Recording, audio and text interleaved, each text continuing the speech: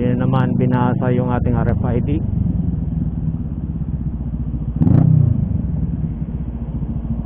Okay, good morning Philippines, good morning world, good morning mga subscribers ni Tony Moto TV. Today is February 14, 2025. Happy Valentine's sa OBR ni Tony Moto TV. Happy Valentine's Day sa lahat ng mga OBR. Good morning and stay safe. Nasa Southern Luzon Expressway na naman tayo, going to Manila. Kasama ko yung aking anak na nag-aaral din sa Manila.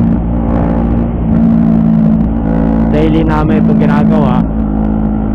Kaya ang mileage nga ni NK400 ay lumalabas 82,912.9 kilometers na.